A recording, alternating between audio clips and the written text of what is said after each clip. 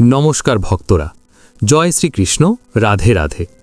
আগামী শুক্রবার 23শে জানুয়ারি শ্রী শ্রী সরস্বতী পূজা এবং বসন্ত পঞ্চমী।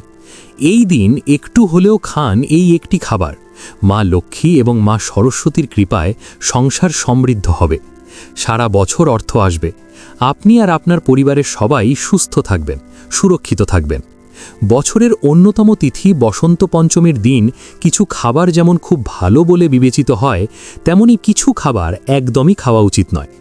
বিশেষ করে মাঘ মাসের সরস্বতী পুজোর দিন ভুলেও খাবেন না এই তিনটি সবজি। নানান রোগ ব্যাধি, চরম আর্থিক কষ্ট, সংসারে অশান্তি ও দুর্ভাগ্য আসবেই। সনাতন হিন্দু শাস্ত্র মতে মাঘ মাসের সরস্বতী পূজা বসন্ত পঞ্চমী তিথিকে অত্যন্ত পবিত্র হিসেবে ধরা হয়। এই দিন প্রয়াগে বিশেষ স্নান অনুষ্ঠিত হয়। এই কারণে বসন্ত পঞ্চমী মহাকুম্ভের পুণ্য স্নানের তিথি হিসেবেও পরিচিত। ব্রহ্মবৈবর্ত পুরাণে বলা হয়েছে, দেবী সরস্বতীর আবির্ভাব ঘটে এই পঞ্চমী তিথিতে। তাই এই দিন বিদ্যার সূচনা, জ্ঞান অর্জন ও সৃজনশীলতার জন্য সর্বশ্রেষ্ঠ বলে গণ্য। পদ্মপুরাণে উল্লেখ আছে, বসন্ত পঞ্চমীতে সরস্বতী পূজা করলে বাকশুদ্ধি, স্মৃতিশক্তি ও প্রজ্ঞা বৃদ্ধি পায় এবং অজ্ঞতার অন্ধকার নাশ হয়। স্কন্ধপুরাণে বসন্ত পঞ্চমীকে বসন্ত ঋতুর সূচনা হিসেবে ধরা হয়। এই সময় প্রকৃতিতে নতুন প্রাণের সঞ্চার হয়, গাছে গাছে নতুন কুঁড়ি, হলুদ ফুলের গন্ধ, সংসার হয় প্রকৃতির নবজাগরণ, দেবী সরস্বতীর সত্যগুণের প্রকাশ। তাই এই দিনে মায়ের পুজো করলে প্রকৃতিতে শুভ পরিবর্তন আসে। নারায়ণ পুরাণে বলা হয়েছে, মাঘ মাস নিজেই অত্যন্ত পুণ্য মাস। মাঘ মাসে দেবী সরস্বতীর আরাধনা করলে বিদ্যা শুধু পার্থিব নয়, বাস্তব জ্ঞানেও পরিণত হয়। বিশেষ করে ছাত্রছাত্রী, সাধক, লেখক, কবি, শিল্পীদের জন্য এই তিথি অত্যন্ত ফলদায়ক। তন্ত্রশাস্ত্র মতে বসন্ত পঞ্চমীতে সরস্বতীর সাধনা করলে বাকশুদ্ধি লাভ হয়। সরস্বতী তন্ত্র ও অন্যান্য তান্ত্রিক গ্রন্থে এই তিথিকে মন্ত্র সাধনার জন্য অত্যন্ত শুভ বলা হয়েছে, কারণ এই দিনে বায়ু এবং মানুষের চিত্ত উভয়ই সত্ত্বগুণে ভরপুর থাকে। স্মৃতিশাস্ত্রে বসন্ত পঞ্চমীতে হলুদ বস্ত্র পরিধান, হলুদ অন্নভোজন এবং বই, খাতা, কলম, বাদ্যযন্ত্র পূজার বিধান রয়েছে। হলুদ রং এখানে জ্ঞান, প্রজ্ঞা এবং আনন্দের প্রতীক। সরস্বতী পূজায় কয়েকটি বিশেষ উপকরণ যেমন আবির, অভ্র, আমের মুকুল, দোয়াত, কলম ও যবের শীষ ইত্যাদি। পুজোর জন্য বাসন্তী রঙের গাঁদা ফুল প্রয়োজন হয়। বসন্ত পঞ্চমীতে সরস্বতী পুজো ছাড়াও বিভিন্ন ধরনের পুজো, জ্যোতিষ ও তন্ত্রমতে নানান ক্রিয়া করা হয়। জ্যোতিষশাস্ত্র মতে বাস্তুদোষ ও গ্রহদোষের প্রতিকার এবং দান করার জন্য বসন্ত পঞ্চমী তিথিটি বিশেষভাবে গুরুত্বপূর্ণ। নমস্কার বন্ধুরা, অন্তর্পূজার নতুন একটি পর্বে আপনাদের সকলকে স্বাগত। আশা করছি ভগবানের আশীর্বাদে আপনারা সকলেই ভালো আছেন এবং সুস্থ আছেন। আজ আমরা জানব স্বয়ং ভগবান শ্রীকৃষ্ণের বলা কি করবেন এবং কি করবেন না, এবং এই দিন কোন খাবার অবশ্যই খাওয়া উচিত। এই দিন যে খাবারটি খেলে সারা বছর অর্থ আসবে, আপনি আর আপনার পরিবার সুস্থ থাকবেন ও সুরক্ষিত থাকবেন। এর সঙ্গে আমরা জানব এই দিন কোন খাবার খাওয়া উচিত নয়, বিশেষ করে এই দিন কোন তিনটি সবজি খাওয়া একেবারেই উচিত নয়। এই দিন যে নিষিদ্ধ সবজি বা খাবারগুলি খেলে জীবনে ঘনিয়ে আসতে পারে চরম আর্থিক কষ্ট, পরিবারের সদস্যদের লেগে থাকবে নানান রোগ ব্যাধি, সারা বছর রোজগার কমে যেতে পারে, সংসারে নেমে আসতে পারে চরম দুর্ভাগ্য। আপনি সরস্বতী পুজোর দিন কোনো ব্রত পালন করুন অথবা নাই করুন, কিন্তু এই দিন অবশ্যই শাস্ত্র অনুসারে আহারের নিয়মগুলি মেনে চলুন। তাহলে আপনার বাড়ি থেকে বাস্তুদোষ দূর হবে এবং সারা বছর মা লক্ষ্মী ও মা সরস্বতীর আশীর্বাদ বজায় থাকবে। এছাড়াও আমরা জেনে নেব সরস্বতী পুজোর অতি প্রাচীন ও শক্তিশালী 4টি উপায় বা টোটকা, যে উপায়গুলি আপনার সংসারে সুখ ও সমৃদ্ধি এনে দেবে এবং আয় উন্নতি বৃদ্ধি করবে। তাই আজকের ভিডিওটি খুবই গুরুত্বপূর্ণ হতে চলেছে। আমার সকল দর্শক বন্ধুদের কাছে হাত জোড় করে অনুরোধ করছি এই ভিডিওটি শুরু থেকে শেষ পর্যন্ত সম্পূর্ণ মনোযোগ সহকারে দেখার জন্য। বন্ধুরা, বিশুদ্ধ পঞ্জিকা মতে 22শে জানুয়ারি 2026 বৃহস্পতিবার রাত 2:30 পঞ্চমী শুরু হচ্ছে এবং 23শে জানুয়ারি শুক্রবার রাত 1:47 পর্যন্ত পঞ্চমী থাকবে। এই দিন অর্থাৎ 23শে জানুয়ারি শুক্রবার শ্রী শ্রী সরস্বতী পুজো অনুষ্ঠিত হবে। অঞ্জলি দেওয়ার শুভ সময় হল শুক্রবার সকালে সূর্যোদয় থেকে 9:04 পর্যন্ত এবং পুনরায় বেলা 11:48 থেকে সূর্যাস্ত অর্থাৎ 5:10 মধ্যে। এই দুটি সময়ের মধ্যে পুষ্পাঞ্জলি দেওয়া সবচেয়ে শুভ হবে। বন্ধুরা, পুরাণে বলা হয়েছে সৃষ্টির আদিদেব ব্রহ্মা যখন এই বিশ্ব সৃষ্টি করেন তখন পৃথিবী ছিল নীরব, জড় ও বিশৃঙ্খল।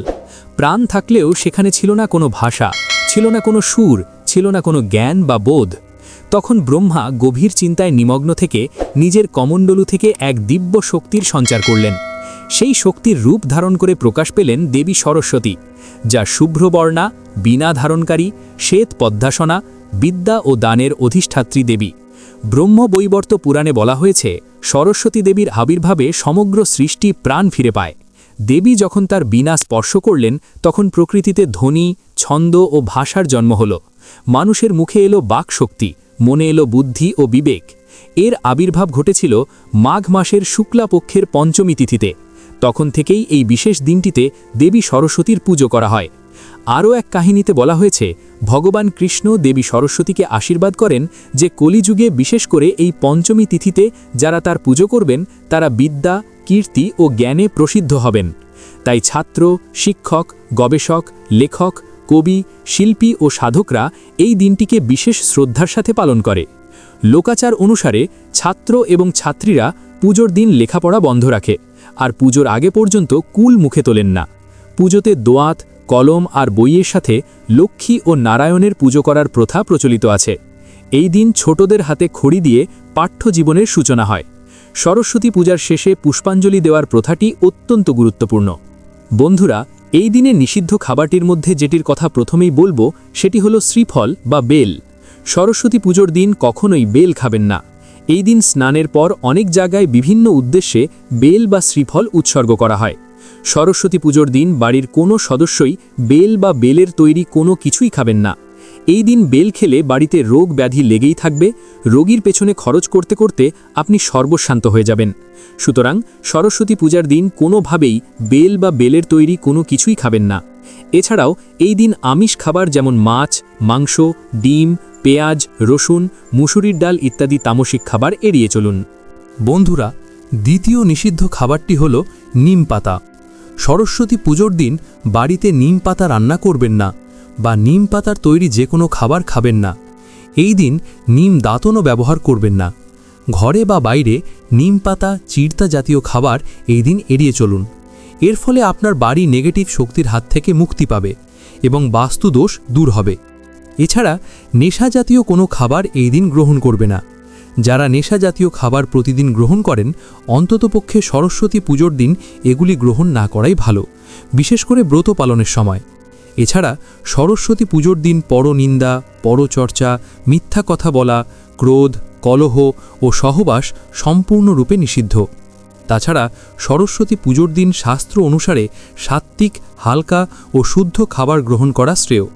দেবী সরস্বতী সত্যগুণের অধিষ্ঠাত্রী, তাই এই দিনের খাদ্যেও সরলতা ও পবিত্রতার গুরুত্ব রয়েছে। এই দিনে মুগের ডাল দিয়ে তৈরি খিচুড়ি সর্বাধিক প্রচলিত। এতে ঘি, আদা ও অল্প জিরে ব্যবহার করা হয়। যারা খিচুড়ি খান না তারা সাদা ভাতের সাথে আলুর তরকারি, কপির তরকারি, লাবড়া, অনেক বাড়িতে পাঁচমিশালি তরকারি খাওয়া হয়ে থাকে। এই দিন কমলা ভোগ, মতিচুরের লাড্ডু, বেসনের লাড্ডু, হলুদ রঙের মিষ্টি ইত্যাদি খাওয়া অত্যন্ত শুভ বলে মানা হয়। খিচুড়ি, লাবড়া, পায়েস, চাটনি এগুলি সরস্বতী দেবীর ভোগ হিসেবে নিবেদন করে প্রসাদ রূপে গ্রহণ করা হয়। অনেক বাড়িতে এই দিন নানান সবজি গোটা সেদ্ধ রান্না করা হয় এবং পরের দিন পালিত হয় শীতল ষষ্ঠী। সনাতন হিন্দু শাস্ত্রে সরস্বতী পুজোর দিন তৃতীয় যে সবজিটির কথা নিষিদ্ধ করা হয়েছে তা জানার আগে প্রথমেই ভিডিওটি অবশ্যই লাইক করে দিন। দেখুন, এত গুরুত্বপূর্ণ ভিডিও আমি কাদের জন্য নিয়ে আসি, শুধুই আপনাদের জন্য। তবু আপনারা ভিডিওতে লাইক করেন না। আজকে আমি আশা রাখছি আপনারা ভিডিওটি অবশ্যই লাইক করবেন। আমার বিশ্বাস ভাঙবেন না বন্ধুরা, এক্ষুনি ভিডিওটি লাইক করে দিন। আর নিচের কমেন্ট বক্সে যে ব্যক্তি সত্য মন, সত্য ভক্তি নিয়ে জয় শনিদেব লিখবে, শনিদেব আগামী 24 ঘন্টার মধ্যে তাকে সুখবর দেবেন। তাই বন্ধুরা, এক্ষুনি কমেন্ট বক্সে জয় শনিদেব লিখুন। আগামী 24 ঘন্টার মধ্যে আপনি ভালো সুখবর পাবেন। তাহলে চলুন ফিরে আসা যাক মূল টপিকে। সনাতন হিন্দু শাস্ত্রে সরস্বতী পুজোর দিন তৃতীয় যে সবজিটির কথা নিষিদ্ধ করা হয়েছে তা হল মূলো বা মূলা। সরস্বতী পুজোর দিন লাল বা সাদা মূলো বা এর থেকে তৈরি কোনো খাবার খাবেন না।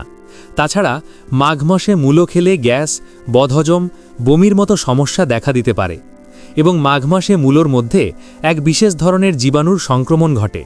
এই সময় মূলো খেলে ওই জীবাণু রক্তের সঙ্গে মিশে গিয়ে প্রজনন ক্ষমতা কমিয়ে দেয়। এর ফলে সন্তানহীনতার রোগ দেখা দিতে পারে। তাই আয়ুর্বেদ শাস্ত্রে সবাইকে মাঘ মাসে মূলো খেতে নিষিদ্ধ করা হয়েছে। এছাড়া সরস্বতী পুজোর দিন সকল প্রকার ক্ষৌরকর্ম ও নখ কাটা থেকে বিরত থাকুন। বন্ধুরা, সরস্বতী পুজোর দিন কোন খাবার খেতে হয় সেটা জানার আগে আমরা খুব দ্রুত জেনে নেব বসন্ত পঞ্চমীর 4টি বিশেষ ও শক্তিশালী উপায়, যে উপায়গুলি পালন করলে আপনার সংসারে সুখ সমৃদ্ধি আসবে। প্রথম উপায়টি হল সরস্বতী পুজোর দিন নতুন হলুদ কলম ও সাদা খাতা দেবীর চরণে স্পর্শ করিয়ে পুজো করুন। খাতার প্রথম পাতায় লিখুন ওং সরস্বত্যই নমঃ। এর ফলে বিদ্যার মাধ্যমে আয়ের পথ খুলে যায়। এরপর দ্বিতীয় উপায়টি, আপনি নিজে হলুদ বা বাসন্তী রঙের পোশাক পরে পুজো করলে সৌভাগ্য ও কর্ম সফলতা বৃদ্ধি পায়।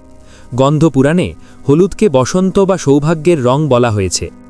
তৃতীয় উপায়টি হল একটা হলুদ কাপড়ে অল্প চাল ও হলুদ বেঁধে পুজোর সময় মা সরস্বতীর সামনে রাখুন। পুজো শেষে তা আপনার আলমারি বা ক্যাশ বাক্সে রেখে দেবেন। এর ফলে সংসারে আয়ের ধারাবাহিকতা বজায় থাকে। এবার আসছি চতুর্থ উপায়টির কথায়। সরস্বতী পুজোর দিন আপনার সাধ্যমতো খাতা, কলম বা বই, মিষ্টি ইত্যাদি দান করলে সেই পুণ্য থেকে কর্ম ও উপার্জনে উন্নতি হয়। সরস্বতী পূজার দিন টোটকার মূল উপায় হল বিদ্যাকে সম্মান করা, নিজের মনকে শুদ্ধ রাখা, সামর্থ্য অনুযায়ী দান করা, সংযম পালন করা। এই তিনটির সমন্বয়েই মা সরস্বতীর কৃপায় স্থায়ী উন্নতি আসে। বন্ধুরা, সরস্বতী পুজোর দিন একটু হলেও খান সজনে ফুলের তরকারি। শাস্ত্রে বলা হয়েছে এই দিনে সজনে ফুলের তরকারি খেলে সাত্ত্বিক গুণের বৃদ্ধি পায়, পজিটিভ শক্তিকে আকর্ষণ করে। তবে সেই তরকারি যেন নিরামিষ হয় এবং অবশ্যই তা মা লক্ষ্মী এবং সরস্বতীকে নিবেদন করে তবেই খাবেন। এই সবজিটা খেলে মা লক্ষ্মী এবং সরস্বতীর কৃপায় সারা বছর অর্থ আসবে এবং আপনি আর আপনার পরিবার সুস্থ থাকবেন ও সুরক্ষিত থাকবেন। প্রিয় বন্ধুরা, ভিডিওটি দেখে যদি ভালো লাগে এবং উপকৃত হয়ে থাকেন তাহলে অবশ্যই একটি লাইক করবেন এবং আমাদের চ্যানেলটি এক্ষুনি সাবস্ক্রাইব করে পাশে থাকা বেল বাটনটি অন করে রাখুন।